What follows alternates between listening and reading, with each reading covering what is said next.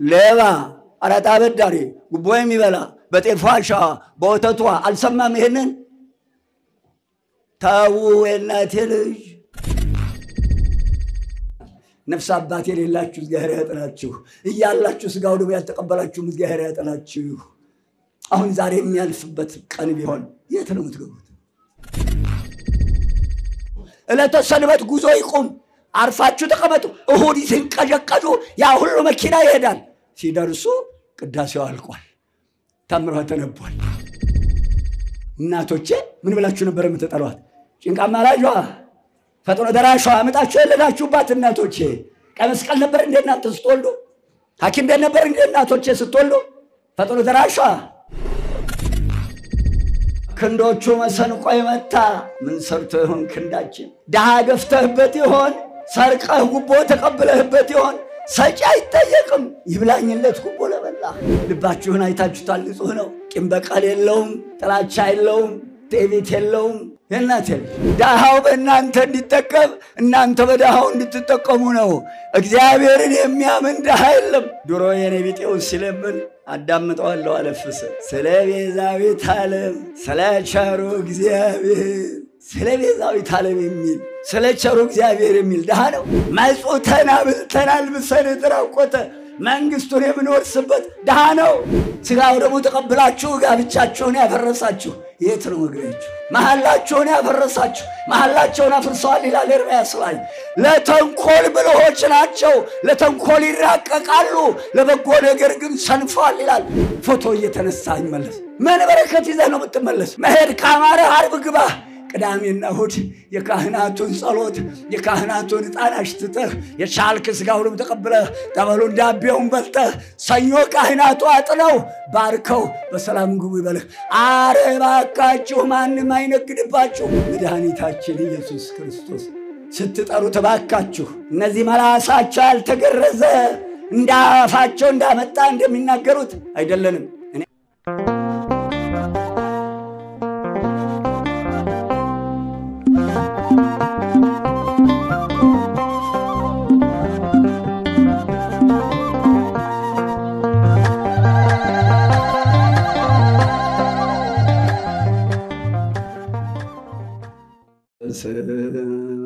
አብ ወወልድ ወመንፈስ ቅዱስ አሐዱ አምላክ ለልዑል እግዚአብሔር ክብር ምስጋና ይሁን መክፈቻዬ መዝሙር 108 ቁጥር 24 የናቴ ልጅ ወደዚህች ቤተክርስቲያን ስትመጡ ሁለት ነገር የማይቀሩ ነገሮች ናቸው አንደኛውን ላስቀድመው እለቱም ለዚህ ያደላችሁ እለቱም ታላቅ እለት አስራታችሁን በኩራታችሁን ቀዳሚያቱን ምጽዋቱን ስለቱን ከነኚህ አንዱ ሳያዝ አይመጣም እኔ ግን አሁን የፈለኩት ከአባቶች የሚወረወረውን ኃይለ ቃል መዝግቡት ነው የምላችሁ ይሄ እኮ የጥበብ ምንጭ ለህይወት የሚበጅ የህይወት ውሃ የምንቀዳበት ስፍራ ነው አልበጀንም አልተጠቀምንበትም እንጂ እኮ ክፍል እየቆጠርን ካሪኩለም ተዘጋጅቶ ትምህርት ቤት ተሰርቶ መምህር ተቀጥሮ ይሄው እንዲሆነናል ይሄ እኮ የዘላለም ህይወት የሚገኝበት ነው ያ በካሪኩለም በትምህርት ቤት ይሄ እኮ የዘላለም ህይወት የሚገኝበት ነው ባዶ እጃችሁን አትምጡ ታምሯን ገድሎን ድርሳኑን ቅዳሴውን አዳምጡ ቂም ያለበት አይቅረብ ታዳምጡታላችሁ ቅዳሴውን ቂም ያዛችሁ ሰዎች ያላችሁ ሐሰተኛ ይወገድ ስሩ ይነቀል ዘሩ ይጥፋ ማለት ነው ለምን ተወሻሻላችሁ ለምን ተዋሻላችሁ የናቴ ልጅ ወርቅን የሚወዱ ይነቀሉ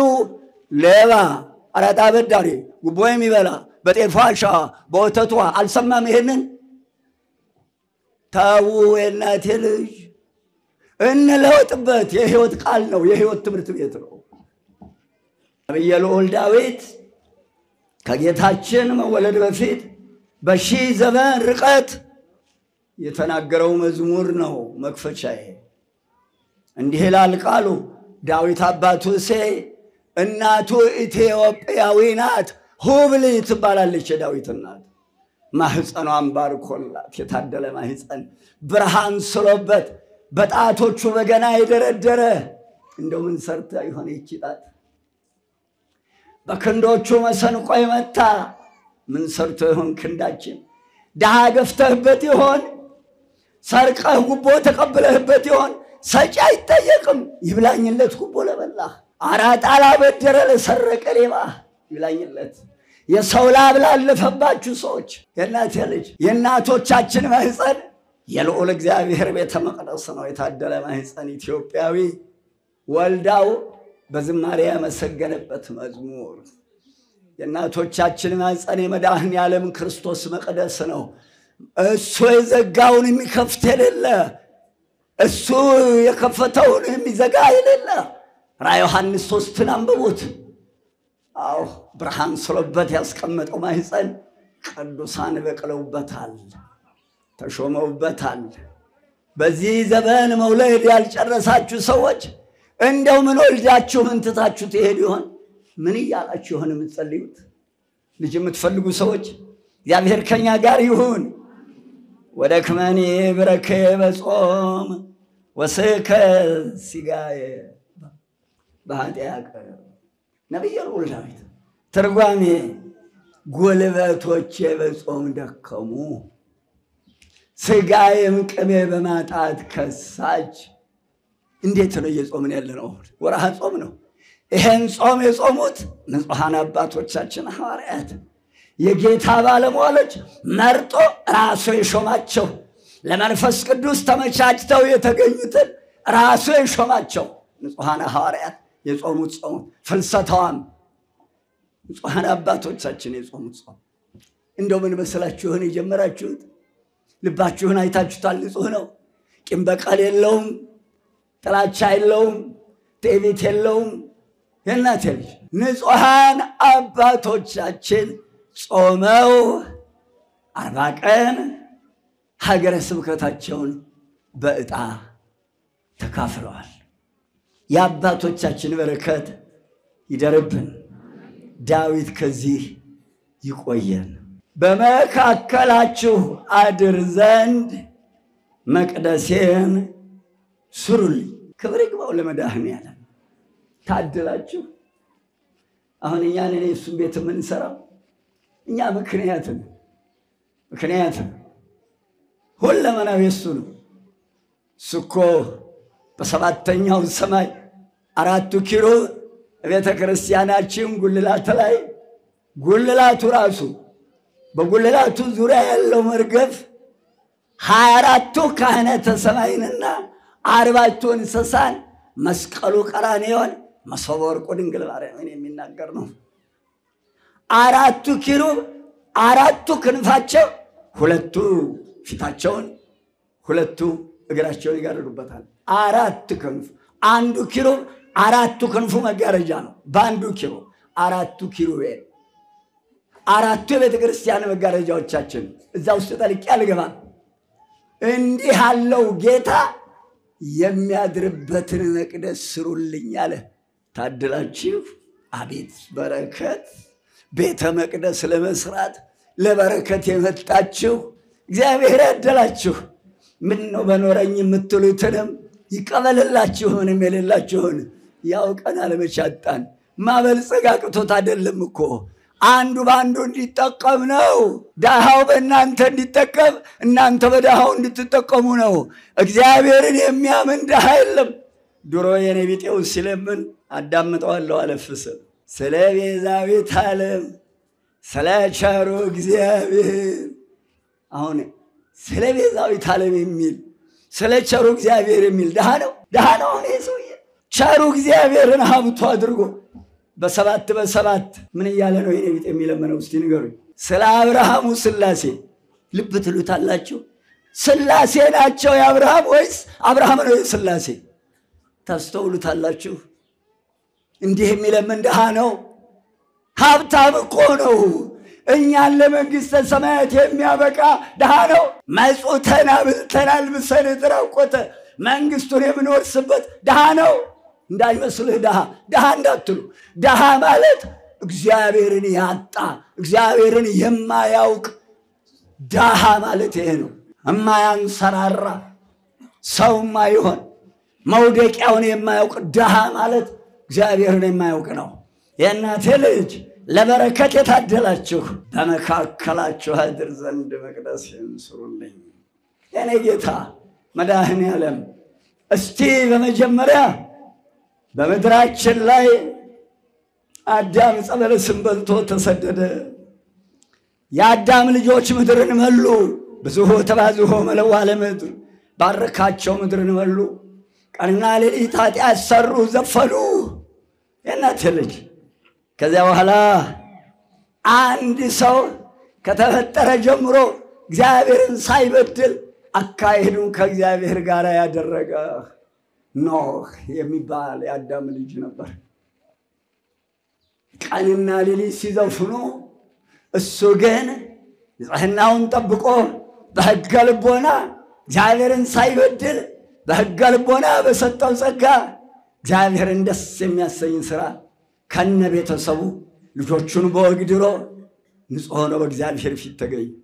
ለወለ እግዚአብሔርም ኖህ በፊቴ ሞገስን አግኝተሃልና ሰውን በመፍጠሬ ተጸጽቻለሁ፣ አዝኛለሁ። ሰውንም አዕዋፉንም ምድርንም በእርሷ ውስጥ የሚርመሰመሰውን ሁሉ አጠፋዋለሁ። አንተ ግን ከነ ቤተሰብህ ሚስትህን ልጆችህን ከነ ሚስቶቻቸው ይዘህ የምትድንበትን መርከብ ስራ አለው።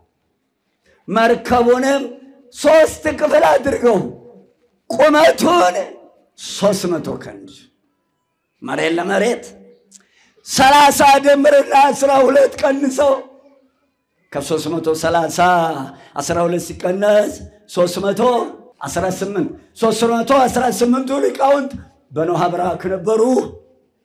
ጎኑን 50 አድርገው የኛ ጌታ ሞተ ተነሳ፣ በ40ኛው ቀን አረገ፣ በ10ኛው 10 ሲደመር 40 በ50ኛው ቀን መንፈስ ቅዱስ ላከ። የኖህን ዘር የተበተነውን በናምሩድ ምክንያት 72 ቦታ በባቢሎን ግንብ ምክንያት በአመፅ በተመሰረተች ከተማ 43 ዓመት ሙሉ በተገነባች በአመፅ ከተማ ናምሩድ የአመፅ መንግስት መስርቶ የአመፅ ከተማ በሰራባት ምክንያት በ43ኛው ዓመት ሲያፈራርሰው 72 ቦታ ተበትኖ የነበረውን ቋንቋ የደጉ ሰው ዘር ተበትኖ እንዳይቀር በ50ኛው ቀን መንፈስ ቅዱስን ይላከበት። ቁመቱን 30 አድርገው በ30 ዓመቱ ተጠመቀ። የዕዳ ደብዳቤያችንን እንደመሰሰ በ30 ደምድመው 1 ክንድ አትርፈ ስራ 12 መስኮቶች አድርግበታል። እያንዳንዱን 3 ክፍል አድርገህ ስራ አለው። አባቶቻችን በትርጓሜ ዘፍጥረት 6 እና 7 አንብቡት። እነሆ 3 ክፍል መሆኑ የልዑል እግዚአብሔርን ሦስትነት እግዚእ ጌታ መድኃኒታችን ኢየሱስ ክርስቶስ አብ የባሕሪ አባቱ ኄር ቸር መንፈስ ቅዱስ በ3 ክፍል አድርገህ ስርዓት መቅደስ ቅድስት ቀኔ ማህሌት አድርገህ ስርዓት አለው። እንዲህ ብለው ተርጉመውታል አባቶች። ክብር ምስጋና ይግባው። የተዋህዶ ልጆች ስሙ የከበረ ይሁን።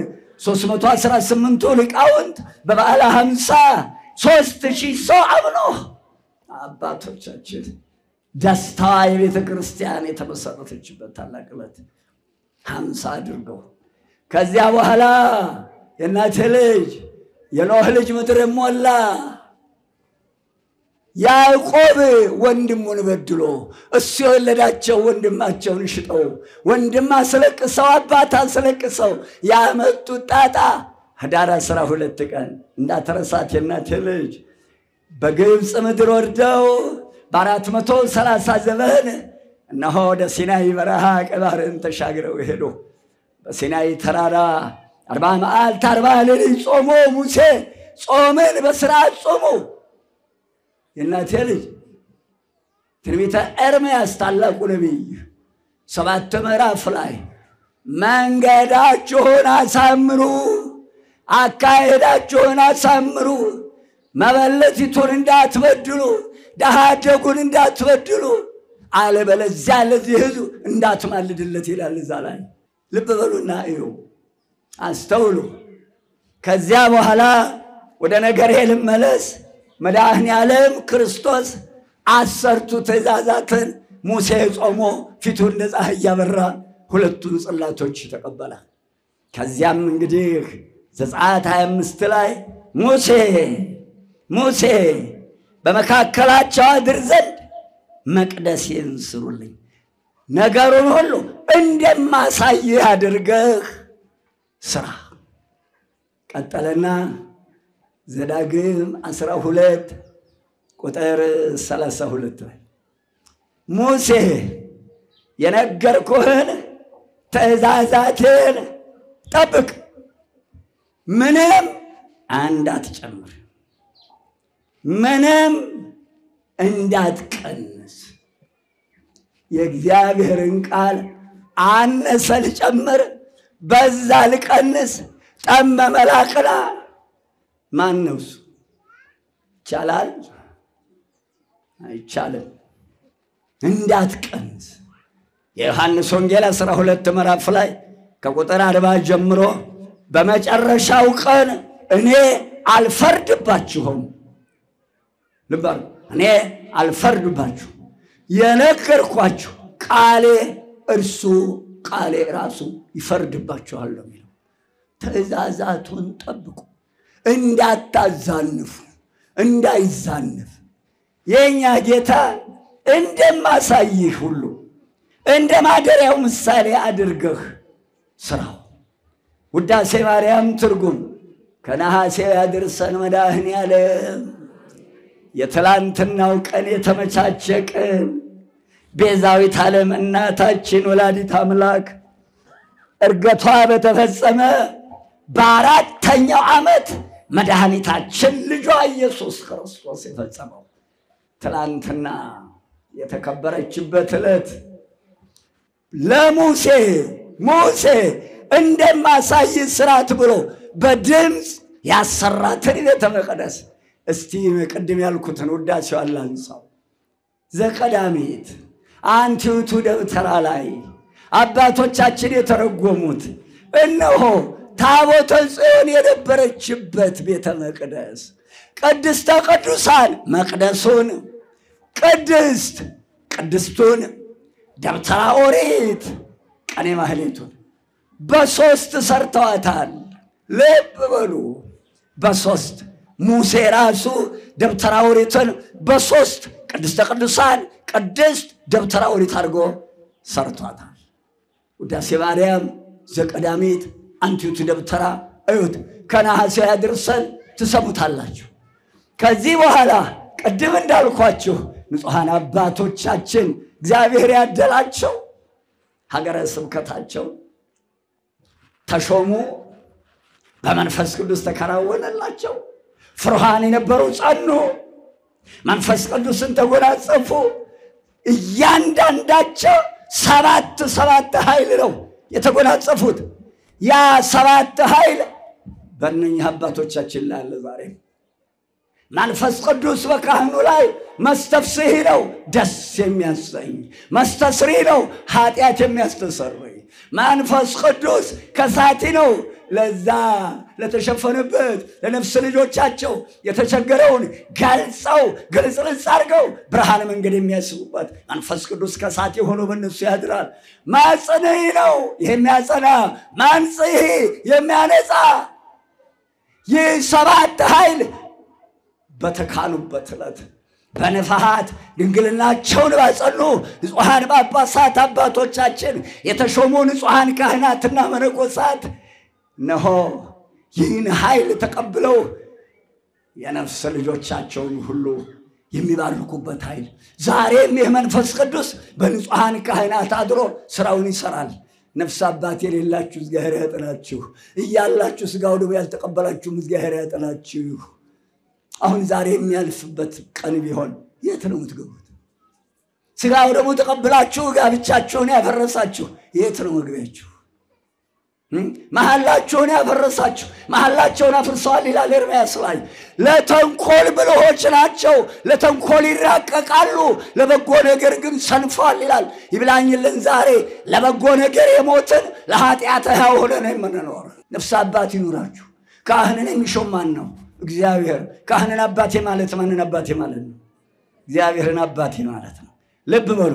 እነዚህ ንጹሐን ካህናት 7 ኃይል ስልጣን አድሮባቸው በማግስቱ ይህንን ስልጣን ተቀብለው ሙሽሮቹ የጌታ ባለሟሎች ንጹሐን አባቶቻችን ሐዋርያት 40 መዓልት 40 ሌሊት ጾመው ሀገረ ስብከታቸውን በዕጣ ተካፍለው ዘመቱ።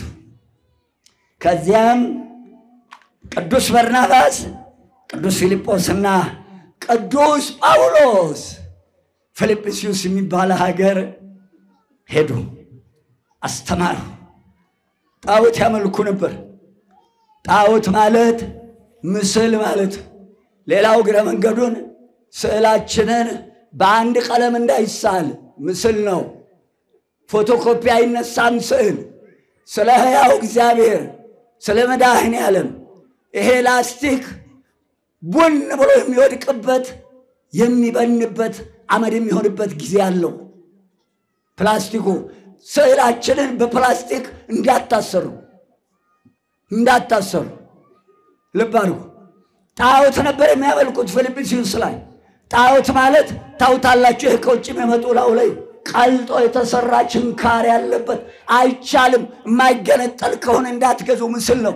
ሌላው ምሳሌ የምንሰጠው ቦሌ መድኃኔዓለም ነጭ ፕላስቲክ እስጢፋኖስ በር የተደረደረ የካ ሚካኤል ጎላ ሚካኤል የደረደሩት በሲሚንቶ በጀሶ የተሰራ ድንጋይ እንጨት ጠርበው አለዝበው እነሆ ዳጎን ህዳር 21 ቀን ዳጎን ቤት አስገብተዋት እንጨት ጠርበው ያስቀመጡት አንገቱ ተቆርጦ ጅግሩ ተነቅሎ በደረቱ ተደፍቶ ህዳር 21 ቀን የምንማረው ያድርሰን። ህዳር 21 ቀን መድኃኔዓለም እንድናከብራት ታድርሰን። ጥላዋን ትጣልብን ወላዲተ አምላክ የእናቴ ልጅ። ልብ በሉ።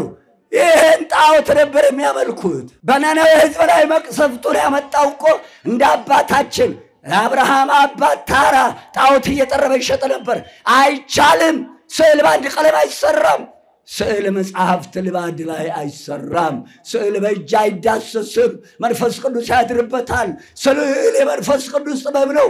የሥላሴን ጥበብ የምናውቅበት አባቶቻችን የሥላሴን የዘመን ብዛት መናገር ቢያቅታቸው አረጋዊ አድርገው በሽበት ስሯቸዋል። ነቢየ ልዑል ዳንኤል በ7ኛው ምዕራፍ ከቁጥር 9 ጀምሮ ብሉየ መዋዕል ብሎ ያመጣዋል።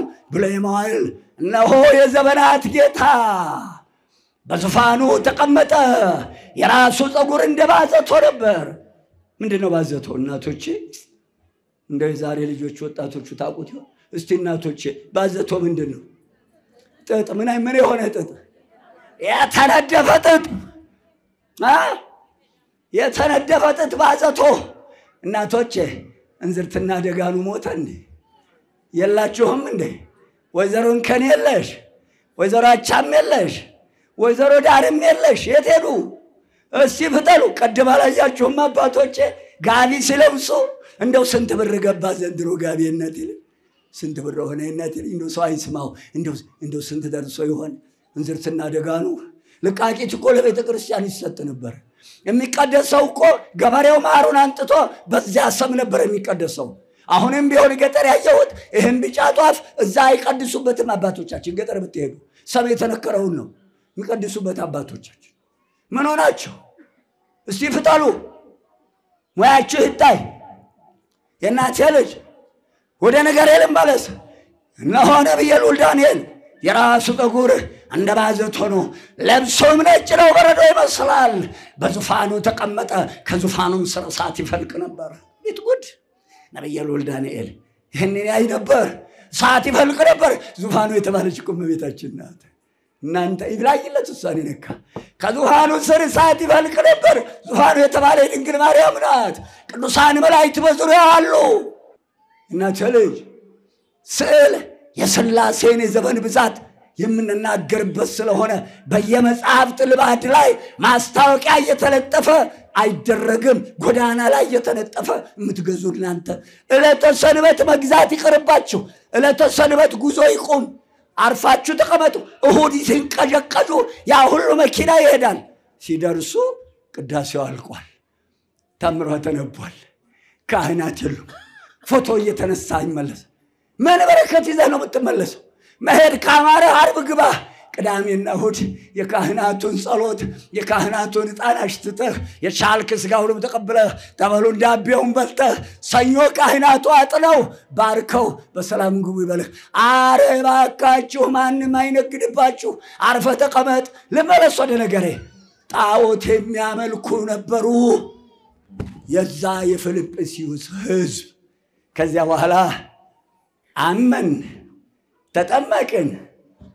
አባቶቻችን ሦስቱን ሐዋርያት ጣዖት ቤት ነበር የምንጸልየው። የት እንጸልይ? ቤተ ክርስቲያን ስሩልን አሉ። ሦስቱ ንጹሐን ሐዋርያት ልብ አድርጉ። ሦስተኛው ሐዋርያ ቅዱስ ጳውሎስ ነው። ጌታችን የተሰቀለ ዕለት በጀርባ አንጋለውት እግሩን ረግጦታል። ቀጥሎ 430 ጊዜ በጠፍር አስደብድቦታል ጌታ። አቤት ያንተ ቸርነት! ኧረ እኛንም ማረን የኔ ጌታ። አሜን አትሉ እንዴ? ለመሆኑ አላችሁ? ምን እናቴ ልጅ ዝም አላችሁ? እኛንም ይማረን የኔ ጌታ። ከዚያ በኋላ ሦስቱ ተመካከሩ። መድኃኒታችን ኢየሱስ ክርስቶስ ስትጠሩ ተባካችሁ እነዚህ መላሳቸው ያልተገረዘ እንዳፋቸው እንዳመጣ እንደሚናገሩት አይደለንም። እኔ አባቴ አንድም ቀን እግዚአብሔር ሲሉ ሰምቼ አላውቅም። ጎንበስ ብለው ልዑል እግዚአብሔር ይመስገን። እንደምን አደሩ?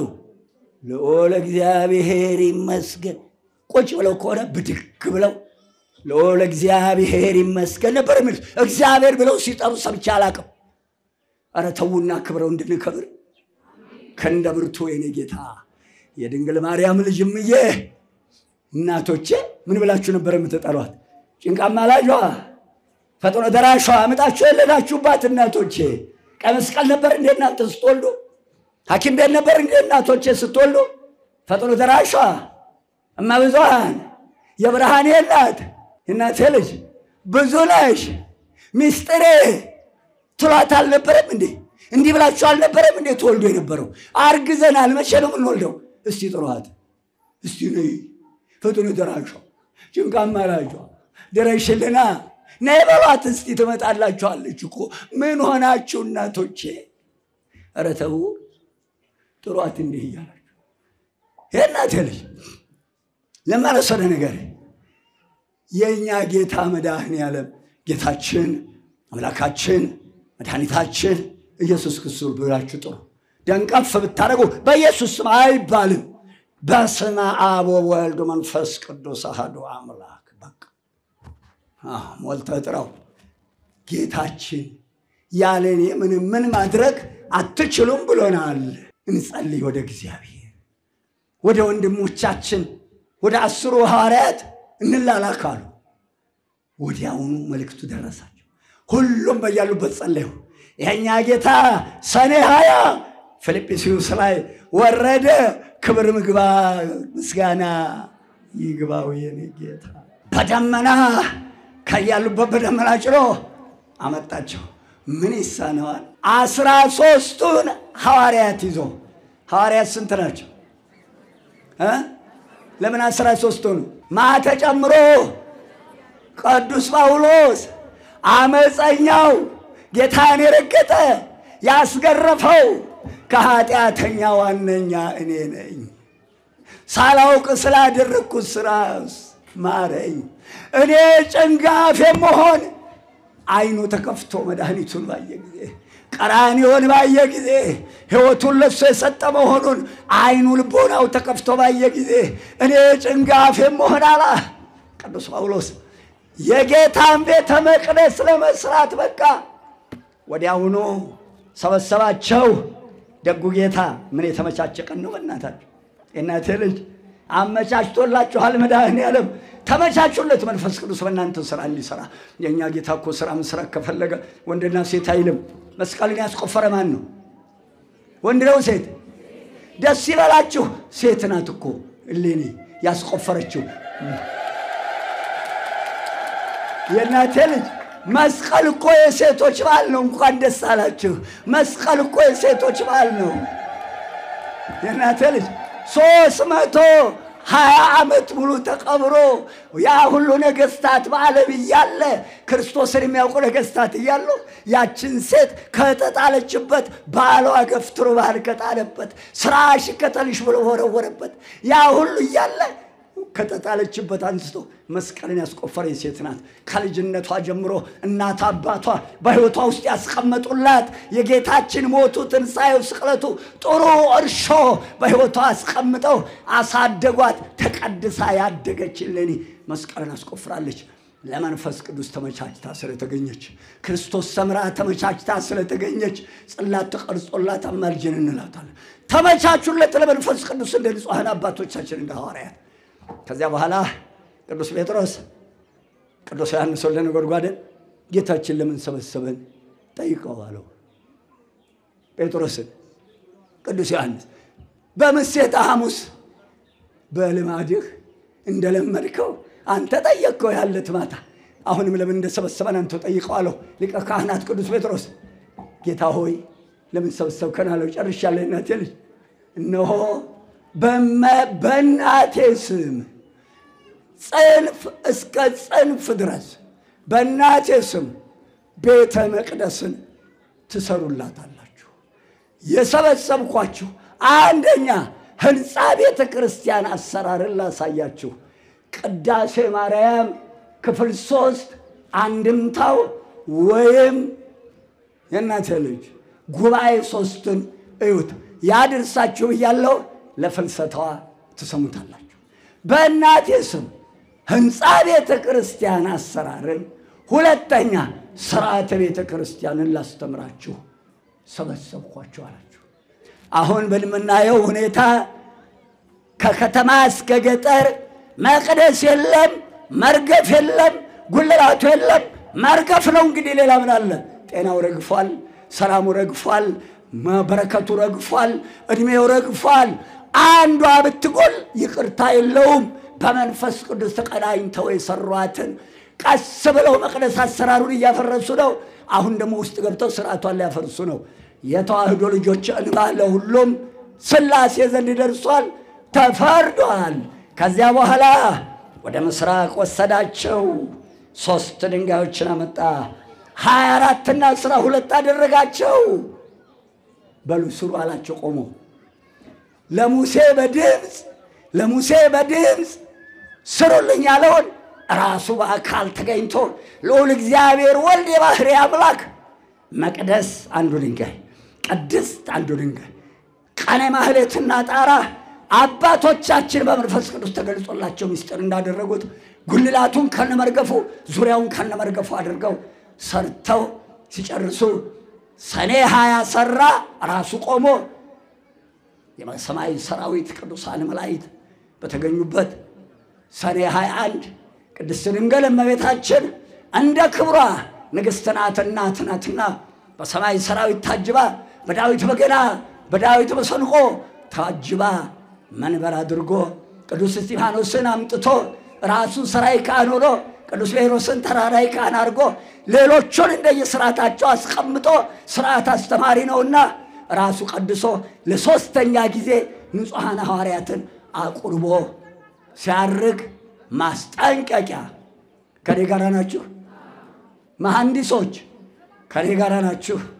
እናንተ የምትሰሩት ከኔ ጋር ናችሁ? የሰጠው ማስጠንቀቂያ እመይእዜሰ አንትሙኒ ከመዝ ግበሩ። አባቶቻችን የጻፉትን ያጻፉት እነሆ ከዛሬ ጀምሮ እንዲህ አርጋችሁ ስሩ። መቅደስ ቅድስት ቀነ ማህሌት አርጋችሁ ስሩ። አባቶቻችን ብዙ ሰው ይዛል አይዝም በጭራሽ ብለው አያውቁም የሚሉት አባቶቻችን ከኖህ መርከብ ጀምሮ እላይም አለች እኮ በመላእክት ዓለም ተዋህዶ ቤተ ክርስቲያን አባቶቻችን ካስተማሩን ሥርዓት እንዳናጎል መቅደስ ቅድስት ቅኔ ማህሌት ዙሪያው መርገፍ የጉልላቱ መርገፍ ሚስጥር ጠብቀናል ብለው ይጠይቃሉ እንጂ ጠበበ ሰፋ ብለው አያውቁም እናንተም ስንት መሐንዲሶች ስንት ባለሙያዎች አላችሁ እቺ ምስጢር እንዳትፋለስባችሁ ከዚህ በተረፈ አንደበቴን ያከናወነ ምን ያህል ይወዳችኋል ክርስቶስ ትላንት ራሱ ቤተ መቅደሱን ሰራ ዛሬ ደግሞ ይሄንን እንድንነጋገር አደረገ ተዋህዶ ቤተ ክርስቲያናችን ራሱ የባህሪ አምላክ እግዚአብሔር አብ እግዚአብሔር ወልድ እግዚአብሔር መንፈስ ቅዱስ ሶስት መቅደሱ እግዚአብሔር አብ ቅድስቱ እግዚአብሔር ወልድ ቅኔ ማህሌቱ እግዚአብሔር መንፈስ ቅዱስ መቅደሱ ባይኖር አብን ነቅሎ ሕይወት ይገኛል ቅድስቱ ባይኖር ክርስቶስ ነቅሎ ሕይወት ይገኛል ታንቃቅ አንደበቴን ያከናወነ ምስጋና ይግባው ታግሳችሁ እንድትሰሙኝ ያደረገ እግዚአብሔር ምስጋና ይግባው እናንተን ያበዛ ሰው ሲያንስብኝ አልወድም አይኔን ያጠገበ እግዚአብሔር ምስጋና ይግባው ከዚህ ጉባኤ የሚለያችሁ መቅሰፍት እንቅፋት አያምጣብን እግዚአብሔር ቸር ያሰማን አንገት እንደደፋል ሰው አንገት ሲደፋ ያሳዝናል አይኑ ከንፈሮቹ ሲደርቁ አይኑ ሲጎረጉድ ቅስሙ ሲሰበር አዳፋ ለብሶ ሲሳይ እናዝን ነበር እናለቅስ ነበር ምን ነው ልባችን ድንጋይ ሆነ አረ ቀደመ ስጋ ልባችን ይመልስልን መድኃኒዓለም ድንግል እመቤታችን ብሎ ይቅር ይበለን አባቶቻችን የጸለዩትን ጸሎት ይቀበልልን ከዘጠኙ አበይት የጌታ በዓላት አንዱ የሆነው የደብረ ታቦር በዓል ነሐሴ 13 ብርሃነ መለኮቱ የገለጠበት የደብረ ታቦርን በዓል ምክንያት ማድረግ ወደ ኢየሩሳሌም ጉዞ አዘጋጅተናል በትንሳኤ በእርገት በገና ያሉትን ጉዞዎቻችን እንደተመለከታችኋቸው ልክ እንዳለፉት ጉዞዎቻችን ሁሉ ዛሬም ነሐሴ 7 እስከ ነሐሴ 16 ድረስ ጉዞአችንን በዚያ እናደርጋለን ወደ ግብጽ የምናደርገው ጉዞ እነሆ ሁለተኛውን ሱባኤ የምናደርግ መሆኑን እንደዚሁ በደስታ እንገልጽላችኋለን የግብጽ ጉዞ የምትፈልጉ የኢየሩሳሌም ጉዞ የምትፈልጉ ሁላችሁም ኮዲሁ በሚከተሉት ስልክ ቁጥሮች እየደውላችሁ መመዝገብ ትችላላችሁ ኤላኮቴትና ቋንቋይነሽ ሚዲያ የጉዞ ኤጀንት በጉልበቴ ታሪክ ጽፋለሁ ብለው ስንቶች ጉልበታቸውን የሰውበት በገንዘቤ ጽድቅ ሰራለሁ ያሉ ብዙዎች ገንዘባቸውን ያፈሰሱበት በዚህ ዓለም ቤተ እግዚአብሔርን መስራቴ በላይኛው ዘላለማዊ ቤት ማነጽ ነው በማለት ስንቶች የደከሙበት አባቶቼ ታሪክ ጽፈው እንዳለፉ እኔም በዘመኔ የታሪክ አሻራ ላስቀምጥ ብለው ደፋቀና ያሉበት በተለይ በባህር ማዶ ያሉ የተዋህዶ ልጆች ላባቸውን ጠብ አድርገው ከሰሩት ላይ እየላኩ ያሳነጹት የፍጻሜውንና የመመረቂያውን ያችን የደስታ ዕለት ሳያዩ ሞት እንዳይቀድማቸው በጉጉት ሲጠብቋት ለነበሩ ሁሉ እነሆ 13 ዓመት ሙሉ ይህንን ህንጻ ቤተክርስቲያን በመስራት የጎበጠ ወገብ መስከረም 18 2018 ዓመተ ምህረት በዘመነ ማርቆስ ቀና ሊል ነው የጨፈገገው ፊት ሊፈካ ነው በደቡብ ወሎ ሀገረ ስብከት ከደሴ ከተማ 20 ኪሎ ሜትር ርቀት ላይ የምትገኘው እንዲሁም ለግሸን ደብረ ከርቤ 60 ኪሎ ሜትር ቅርበት ላይ ያለችው የኩታበር ደብረ ቅዱሳን አቡነ ገብረ መንፈስ ቅዱስ ቤተክርስቲያን ከ13 ዓመት በኋላ የደስታ ደወል ሊሰማ ነው እነሆ እነዚህ ጥቂት ምእመናን ደስታቸው ሙሉ ይሆን ዘንድ የቤተልሔሙን የክርስትና ቤቱን የደጀ ሰላሙን ማስፈጸሚያ እጃችሁን እንድትዘረጉላቸው በተለይም ደግሞ እስካሁን ድረስ የጻድቁ አባታችንን ቤተክርስቲያን በማሳነጽ በተለያየ ጊዜ እጃችሁን ይዘረጋችሁ ሁሉ የመጨረሻውን የበረከት መደምደሚያ እነሆ እንድታፍሱ ዛሬ ዝቅ ብዬ እናንተን በትህትና